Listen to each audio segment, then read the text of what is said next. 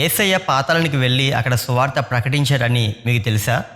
అవును, మీరు విన్నది నిజమే. యేసయ్య పాతాళానికి వెళ్ళి అక్కడ సువార్త ప్రకటిస్తే ఈ భూమి మీద ఎంత భక్తి జీవితం చేసి దేవుని కోసం ఎంత ప్రయాసపడినా మా యొక్క ప్రయాస ఏమైపోవాలి?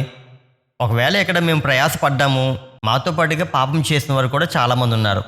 వారు మరణించి పాతాళానికి వెళ్ళారు. వెళ్ళిన తర్వాత వారు అక్కడ సువార్త విని ఒకవేళ రక్షణ పొందుకుంటే మేము భూమి మీద మేము వ్యర్థముగా బ్రతికినట్లే కదా. ఈ భూమి మీద ఉన్నప్పుడు మేము కూడా విచ్చలవిడి జీవితాన్ని పాపాన్ని చేసేసి పాతాళానికి వెళ్ళి మేము కూడా ప్రభువా తప్పు అయిపోయింది క్షమించండి అంటే సరిపోతుంది కదా అని వెంటనే మనకు వచ్చే ఆలోచనలు రకరకాలుగా రావచ్చు. నిజమే. ఇప్పుడు మనం చూడబోయే ఆ వచనము క్రైస్తవ ప్రపంచంలో చాలా కన్ఫ్యూజన్ తీసుకుని వచ్చింది. ఇప్పటికే కొన్ని సంస్థల్లో అది అపార్థం కూడా చేయబడింది. కాబట్టి దాన్ని స్టెప్ వైజ్గా ఆధ్యాత్మికంగా ఒక లోతైన కోణములో ఈ యొక్క వాక్యాన్ని మనం పరిశీలన చేద్దాం. 1 పేతురు 4:6 మృతులు శరీర విషయంలో మానవ రీత్యా తీర్పు పొందినట్లు ఆత్మ విషయంలో దేవుని బట్టి జీవించినట్లును వారికి కూడా సువార్త ప్రకటించబడెను. చూడండి, ఇక్కడ క్లియర్గా మనకు కనిపిస్తుంది. మృతులు శరీర విషయంలో తీర్పు పొందినట్లు ఆత్మ విషయంలో దేవునితో జీవించినట్లు వారికి సువార్త ప్రకటించబడెను. ఇక్కడ క్లియర్ స్టేట్మెంట్ కనిపిస్తుంది. మృతులైన వారికి కూడా సువార్త ప్రకటించబడడం కోసం వ్రాయబడుతుంది. ఇది ఒక ప్రత్యక్షతగా తీసుకునే విషయం కాదు, లేదంటే ఇది ఇండైరెక్ట్గా వ్రాయబడిన మాట కూడా కాదు, డైరెక్ట్గా వ్రాయబడిన మాటే. ఇది అపోస్తలుడైన పేతురు రాస్తూ ఉన్నాడు. ఏమని చెబుతూ ఉన్నారంటే మృతులకు సువార్త ప్రకటించబడింది. అందుకే చెప్పాను, ఈ యొక్క వాక్యము చాలా సందర్భాలలో అపార్థానికి కన్ఫ్యూజన్లోనికి తీసుకుని వెళ్ళే పరిస్థితిలోనికి వెళుతూ ఉంది అని. కొంతమంది చాలామంది స్టేట్మెంట్ ఇచ్చేస్తున్నారు. ఏమనంటే కనుక వాళ్ళు సమాధుల దగ్గరికి వెళ్తూ ఉంటారు, వెళ్ళి ఈ విధంగా ప్రార్థన చేస్తారు. ఇదిగో చనిపోయిన వ్యక్తి యొక్క పేరు చెబుతూ దేవునికి ప్రార్థన చేస్తూ అతని యొక్క ఆత్మకి శాంతి చేకూరాలి ప్రభువా అని చెప్పి ప్రార్థన చేస్తారు. ఇంకా కొంతమంది ఒక అడుగు ముందుకు వేసి అతని యొక్క ఆత్మను పరలోకానికి తీసుకుని వెళ్ళండి, మేము వారి పక్షముగా ప్రార్థన చేస్తున్నాము, వారి భూమి మీద ఉన్నప్పుడు తప్పులు చేశారు, కానీ ఇప్పుడు వారి పక్షంగా మేము ప్రార్థన చేస్తున్నాము కాబట్టి వారి యొక్క ఆత్మలను మీరు పరలోకానికి తీసుకుని వెళ్ళండి అని ప్రార్థన చేసేవారు కూడా లేకపోలేదు. అయితే ఈ యొక్క వాక్యాన్ని మనం ఏ విధంగా అర్థం చేసుకోవాలి? ఈ వాక్యం యొక్క భావము ఏమై ఉంది? దీన్ని తెలుసుకోవాలి అనుకుంటే యేసుక్రీస్తు ప్రభుల వారు చనిపోయిన తర్వాత పునరుద్ధానంలో మరలా తిరిగి లేచిన ఈ మధ్యలో జరిగిన కొన్ని విషయాలు మనం తెలుసుకోవాలి. దీంట్లో బైబిల్లో అచ్చట ఇచ్చట కొన్ని విషయాలు రాయబడి ఉన్నాయి. వాటిని చూద్దాం. యేసుక్రీస్తు ప్రభుల వారు ఆయన మరణించి పాతాళ లోకానికి వెళ్ళినట్లుగా బైబిల్లో వ్రాయబడుతుంది. ఎఫెసీ 4:9 చూస్తే ఆరోహణమాయననగా ఆయన భూమి యొక్క క్రింది భాగాలకు దిగినని అర్థం ఇచ్చుచున్నది అనే మాట మనకు అక్కడ కనిపిస్తూ ఉంటుంది. యేసుక్రీస్తు ప్రభుల వారు చనిపోయిన తర్వాత ఆరోహణమయ్యాడంట. మనందరి భాషలో ఆరోహణం అంటే ఏంటి? పైకి ఎత్తబడ్డం. కానీ ఇక్కడ చెప్పబడుతున్న మాట ఆరోహణము అంటే భూమి యొక్క క్రింది భాగాలకు వెళ్ళడం అని వ్రాయబడుతుంది. చూడండి, ఇక్కడ యేసుక్రీస్తు ప్రభుల వారు క్రింది భాగాలకు అంటే పాతాళానికి వెళ్ళము ఆరోహణము కాదు కదా. అది అంటే ఎత్తబడ్డం కాదు కదా. కిందకి దిగడం అంటే ఎత్తబడే మాట కాదు కదా. అందుకే దీనిలో 7 ఆకాశాల కోసము వర్ణన జరుగుతున్నప్పుడు పాతాళము కూడా 7 ఆకాశాలలో ఒక ఆకాశం అని చెప్పబడుతూ ఉంది. మీరు చూడండి, భూమి గుండ్రంగా ఉంటుంది. ఒకవేళ ఇండియా పైన ఉందనుకుందాము, అమెరికా దాని కింద ఉంటుంది, మధ్య భాగంలో పాతాళం ఉంటుంది. ఈ విధంగా చూసినప్పుడు ఎవరికి కింద ఎవరికి పైన అవుతుంది? అందరికీ కిందే అవుతుంది. అందుకనే ఆత్మ సంబంధమైన మండలముగా ఈ పాతాళాన్ని ఒక ఆకాశముగా వర్ణిస్తూ ఉంటారు. దీనికోసం ఎప్పుడైనా మనము 7 ఆకాశాల కోసము మనం వివరించుకునే సందర్భము ఆ క్రమం వచ్చినప్పుడు మనం మాట్లాడుకుందాం. యేసయ్య చనిపోయి పాతాళ లోకమైన ఆ క్రింద భాగానికి వెళ్ళారు. అక్కడ 2 పార్ట్స్ ఉంటాయి. ఒకటి పాతాళం ఉంటుంది, అదే స్థలములో పరదేశ్ కూడా ఉంటుంది. ఆ పరదేశకు ఉన్న పేరు ఏంటి అంటే అబ్రహాము ఒడి అని పిలుస్తూ ఉంటారు. ఎందుకు అబ్రహాము ఒడి? మనందరికీ పరదేశు లేదా పాతాళం అన్నప్పుడు వెంటనే గుర్తొచ్చే ఒక స్టోరీ ఉంటుంది, ధనవంతుడు లాజరు కథ. దాంట్లో ఏం జరుగుతుంది? ధనవంతుడు చనిపోయి పాతాళానికి వెళతాడు. అబ్రహాము ఒడి అని పిలువబడే స్థలమైన ఆ స్థలానికి లాజరు వెళుతున్నట్లు మనం చూస్తూ ఉంటాం. అక్కడ అబ్రహాము ఒడిలో కూర్చున్న లాజరు అని వివరించబడుతూ ఉంది. కానీ బైబిల్ పండితులు దాన్ని ఏమని చెబుతూ ఉంటారంటే ఆ స్థలమంతటికి పెట్టబడిన పేరు అబ్రహాము ఒడి లేదా అబ్రహామ్స్ బ్లాసమ్ అని చెబుతారు. అయితే యేసయ్య వెళ్ళింది అనీతిమంతులు పాపాత్ములు ఉండే స్థలానికి కాదు, కానీ పరదేశు ఉండే నీతిమంతుల స్థలానికి వెళ్ళారు. ఎందుకు వెళ్ళారు? అంతకు మునుపు ఎవరైతే భక్తులు చనిపోయి పరదేశుకు వెళ్ళారో అదే క్రమంలో వెళ్ళారా, లేదంటే ఒక ప్రత్యేకమైన స్థితిలో యేసుక్రీస్తు ప్రభులవారు వెళ్ళారా? యేసయ్య అక్కడికి వెళ్ళిన సందర్భము ఒక ప్రత్యేకమైన స్థితిలో వెళ్ళారే తప్ప చనిపోయిన నీతిమంతులు అందరూ వెళ్ళిన స్థలానికి వెళ్ళిన విధంగా వెళ్ళలేదు ఆయన. అదే ఎఫ్ఎస్సి 4వ అధ్యాయము 9 నుంచి 10 వచనాల్లో లేదా 8 నుంచి 9, 10 వచనాలు చూసుకుంటే చెర అనే మాట కనిపిస్తోంది. చెర అంటే ఏ చెర కోసం మాట్లాడుతున్నారు అంటే, యేసయ్య చనిపోక ముందు ఎంతమంది అయితే ఉన్నారో వారందరూ కూడా పరదేశులో నివసిస్తున్న ఆ స్థలాన్ని చెర అని పిలువబడుతుంది. అది పరదేశే, అది అబ్రహాము ఒడే అయినప్పటికీ దానికి పెట్టబడుతున్న పేరు చెర. ఎందుకంటే వారి ఆత్మలన్నీ అక్కడ బంధించబడినవిగా ఉన్నాయి. వారికి నిరీక్షణ ఉంది, వారు నీరు లేని గుంటలో ఉన్నవారిగా ఉన్నారు, కానీ జీవము కలిగిన నిరీక్షణ కోసం ఎదురు చూస్తూ ఉన్నవారిగా ఉన్నారు. యేసయ్య అలాంటి వారి కోసం అక్కడికి వెళ్ళారు. ఇక్కడే ఇందాక మనం మాట్లాడుకున్న ఆ విశేష వాక్యము ఇక్కడ వర్తిస్తూ ఉంది. యేసయ్య సువార్త ప్రకటించే విధానం. ఆయన ఏమని ప్రకటించారు, ఎవరికి ప్రకటించారు, దేనికోసం ప్రకటించారు? ఇక్కడ మనం చూస్తే ముఖ్యంగా పాత నిబంధన భక్తులు మనకు కనిపిస్తూ ఉంటారు. ఈ పాత నిబంధన భక్తులలో కూడా విశేషమైన గుణాలు, లక్షణాలు కనిపిస్తూ ఉంటాయి. యేసయ్య వారి దగ్గరికి వెళ్ళి ఆయన తనను కనుపరుచుకుంటూ ఆయన వారికి ప్రత్యక్షపరుచుకున్న ప్రత్యక్షతనే ఇక్కడ సువార్త అని వ్రాయబడుతుంది. ఫర్ ఎగ్జాంపుల్ మీ అందరికీ అర్థం అవ్వడం చెబుతాను. అక్కడ దావీదు ఉన్నాడు పరదేశులో అనుకోండి. అక్కడ కూడా ఒక చిన్న సితార పట్టుకొని వాయించుకుంటున్నాడు అని అనుకుందాం. దేవుని కోసం పాటలు పాడుతున్నాడు. నీవే నా కొండ, నీవే నా ఆశ్రయము, నీవే నా శైలము అనే చాలా మాటలు ఆయన కీర్తనలో వ్రాశారు కదా. అప్పుడు యేసుక్రీస్తు ప్రభువారు దావీదు దగ్గరికి వెళ్ళి అంటూ ఉన్నారు, ఇదిగో నా కొండ, నా కోట, నా ఆశ్రయము అని నువ్వు పాటలు పాడింది ఎవరి కోసమో తెలుసా? నా కోసమే నువ్వు పాటలు పాడావు. నువ్వు నిరీక్షించింది ఎవరి కోసమో తెలుసా? నా కోసమే నిరీక్షించావు అని యేసయ్య తను తాను దావీదుకి ప్రత్యక్షపరుచుకున్నారు. పాస్టర్ గారు, ఈ విషయం మీరు ఎలా చెబుతారు? మీరు ఊహించి చెబుతారా అని మీరు అనుకోవచ్చు. కాదు, కీర్తన గ్రంథము 16వ అధ్యాయం 10వ వచనంలో ఇక్కడ దావీదు రాస్తున్న మాట ఏంటి అంటే, నీవు నా ఆత్మను పాతాళంలో విడిచిపెట్టవు అని వ్రాస్తూ ఉన్నాడు. ఇది ఒకటి యేసుక్రీస్తు ప్రభుల వారి జీవితంలో నెరవేర్చబడవలసిన ప్రవచనంగా ఉంటే, లిటరల్గా దావీదు తన ఆత్మ కోసం రాసుకుంటున్న విషయం ఏంటంటే, నేను పాతాళానికి వెళతాను, చెరలాంటి ప్రదేశంలో ఉంటాను, కానీ నీవు నా ఆత్మను పాతాళములో విడిచిపెట్టవు అనే ప్రత్యక్షత కలిగినవాడిగా దావీదు ఉన్నాడు. ఆ ప్రత్యక్షతను బట్టి యేసుక్రీస్తు ప్రభుల వారు దావీదు దగ్గరికి వెళ్ళి, నీవు నా ఆత్మను పాతాళంలో విడిచిపెట్టవని చెప్పి నువ్వు రాసావు కదా, ఇదిగో ఆ ఆత్మను విడిపించేవాడిని నేనే, చెరను చెరగా తీసుకుని వెళ్ళేది నేనే, నీకు కావలసిన రక్షణ ఇచ్చేది నేనే అని యేసయ్య అక్కడికి వెళ్ళి తనను తాను ప్రత్యక్షపరచుకోవడమే పాతాళంలో సువార్త ప్రకటించడము. తరువాత ఒక ప్రక్కన మోషే ఉన్నాడు. మోషే దగ్గర కూడా యేసే వెళ్ళారు. యేసే వెళ్ళి మోషేతో మాట్లాడుతూ ఉన్నాడు. మోషే ద్వితీయోపదేశకాండం 18:15 నువ్వు చెప్పిన వాక్యం గుర్తుందా?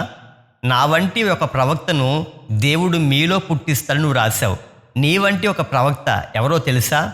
నువ్వు ఎదురు చూసిన ఆ ప్రవక్త ఎవరో తెలుసా? నీవైతే ఐగుప్తు దేశం నుంచి కనాను దేశానికి ఇజ్రాయేలు ప్రజలు నడిపించావు, కానీ నేను ఈ లోక సంబంధమైన ఐగుప్తు అనే స్థలం నుంచి పరలోకానికి నేను మీ అందరినీ నడిపించబోతూ ఉన్నాను. నీవు ఎదురు చూసిన ప్రవక్త ఎవరైతే ఉన్నారో అది ఎవరో కాదు కానీ నేనే అని యేసయ్య మోషేకి కూడా ప్రత్యక్షపరుచుకున్నారు. ఆ తర్వాత పరదేశు అనే స్థలానికి పేరు పెట్టబడిన అబ్రహాము ఒడి కోసం మాట్లాడుకున్నాం కదా. ఆ అబ్రహాము కూడా యేసే కోసం నిరీక్షించారు. దానికోసం స్వయంగా యేసయ్య చెప్పారు, మీ తండ్రి అయిన అబ్రహాము నా దినములు చూడవలనని మిగుల ఆపేక్షించును అని వ్రాయబడుతూ ఉంది. అంటే అబ్రహాము తన కాలంలోనే ఒక ప్రత్యక్షత కలిగి ఉన్నాడు, ఒక నిరీక్షణ కలిగి ఉన్నాడు. యేసుక్రీస్తు ప్రభుల వారి యొక్క దినాన్ని నేను చూడాలని చెప్పి ఎంతో ఆనందముతో ఆశ కలిగిన వాడిగా ఉన్నాడు. కాబట్టి అబ్రహాము నువ్వు ఎదురు చూసిన ఆ నిరీక్షణ, ఆ ఎదురు చూపులు ఎవరో కాదు, అది నేనే అని అబ్రహాము కూడా యేసయ్య ప్రత్యక్షపరుచుకున్నారు. ఆదికాండం 49:18 వాక్యంలో యాకోబు కనిపిస్తాడు. తన కుమారులను దీవించే క్రమంలో ఒక అద్భుతమైన మాట యాకోబు పలుకుతాడు, నేను యెహోవా రక్షణ కొరకు ఎదురు చూచుచూ ఉన్నానని చెప్పి. యెహోవా రక్షణ కొరకు అని వ్రాయబడుతున్న మాటలలో రక్షణ దగ్గర యాషువా అనే పదం హిబ్రీలో వ్రాయబడుతూ ఉంది. యాషువా అంటే ఎవరు? ఇంకెవరు? యేసుక్రీస్తు ప్రభుల వారు. యాకోబు కూడా ఎదురు చూసిన ఆ రక్షణ, యాకోబుకి కావాలని కోరుకున్న రక్షణ యేసుక్రీస్తు ప్రభుల వారే. అందుకే యేసయ్య యాకోబు దగ్గరికి వెళ్ళి నువ్వు ఎదురు చూసిన రక్షణ ఎవరో కాదు నేనే అని యాకోబు కూడా దేవుడు ప్రత్యక్షపరుచుకున్నారు. శ్రమల్లో పుటము పెట్టబడిన యోబు కోసం మనందరికీ తెలుసు. యోబు 19:25 నా విమోచకుడు సజీవుడనియు తరువాతి కాలమున ఆయన భూమి మీద నిలిచిననియు నేను ఎరుగుదునని వ్రాస్తూ ఉన్నాడు. మనస్సాక్షి కాలంలో, అదేవిధంగా ధర్మశాస్త్ర కాలంలో అనేకమైన ప్రవక్తలు యేసుక్రీస్తు ప్రభువారి కోసం అన్వేషణ చేశారు. 1 పేతురు 1:10-11 చూసుకుంటే వారందరూ కూడా యేసయ్య ఏ కాలంలో రాబోతున్నారు, ఎప్పుడు శ్రమలను అనుభవించబోతున్నారు, ఎప్పుడు తిరిగి మరలా మహిమను పొందబోతున్నారు అనే విషయాల కోసం రాస్తూ వాటన్నిటి కోసం ఎదురు చూస్తున్నట్లుగా అక్కడ వచనాల్లో రాయబడుతోంది. కాబట్టి ప్రవక్తలందరూ కూడా యేసుక్రీస్తు ప్రభువారి యొక్క ప్రత్యక్షత కోసం ఎదురు చూస్తూ ఉన్నారు. ఇక చివరిగా హెబ్రీయులకు రాసిన పత్రిక 11వ విశ్వాస వీరుల జాబితా కనిపిస్తుంది. వీరు కేవలము దేవుని దగ్గర నుంచి వారు విశ్వాసము ద్వారా పొందుకున్న వారు మాత్రమే కాదు, కానీ విశ్వాసము ద్వారా దేవునికే ఇచ్చిన వారి గుంపునే విశ్వాస వీరుల జాబితా అని పిలువబడుతుంది. ఈ జాబితాలో ఉన్నవారి కోసము అపోస్తలుడైన పౌలు ఎంతో అమోఘమైన ఘనమైన మాటలు రాస్తూ ఉన్నాడు. హెబ్రీ 11:13 వీరందరూ ఆ వాగ్దాన ఫలము అనుభవింపకపోయినను దూరము నుండి చూచి వందనము చేసి విశ్వాసము గలవారై మృతి పొందిరి. ఒక ఓడ తీరానికి వస్తూ ఉన్నప్పుడు దూరం నుంచి చూస్తున్న ఒడ్డు దగ్గర నిలిచి ఉన్న ప్రజలందరూ కూడా ఎంతో సంతోషంగా ఆ ఓడ రాకను ఎదురు చూస్తున్న విధంగానే ఈ భక్తులందరూ కూడా దూరం నుంచే యేసుక్రీస్తు ప్రభువారి యొక్క ప్రత్యక్షను కాంక్షించిన వారిగా ఉండి ఆ వాగ్దాన ఫలాన్ని అనుభవించకపోయినా వారు యేసుక్రీస్తు ప్రభువారి యొక్క రాకడ గూర్చిన ప్రత్యక్షత కలిగిన వారిగా ఈ భూలోకంలో మరణించారు. చూడండి, 1 కాదు 2 కాదు, ఇలాంటి పోలికలు బైబిల్లో చాలా సందర్భాల్లో మనకు కనిపిస్తూ ఉంటాయి. ఇస్సాకు, యోసేపు, యోనా, సొలొమోను ఇలా చూసుకుంటూ వెళితే బైబిల్లో ఇంకా చాలా ఉదాహరణలు మనకు కనిపిస్తాయి. ఇక్కడ నేను చెప్పదలుచుకుంది, మీరు తెలుసుకోవలసిన విషయం ఏంటంటే, యేసుక్రీస్తు ప్రభుల వారు పాతాళలోకానికి వెళ్ళినప్పుడు ఆయన సువార్త చెప్పడం అనే మాటను మనం ఏ విధంగా అర్థం చేసుకోవాలి అంటే, కేవలం సువార్త అంటే ఈ భూలోకంలో ప్రకటించబడిన విధంగా కాదు, కానీ వారు అప్పటికే యేసుక్రీస్తు ప్రభుల వారిని విశ్వసించారు, ఆయన కోసము ఎదురు చూస్తూ ఉన్నారు.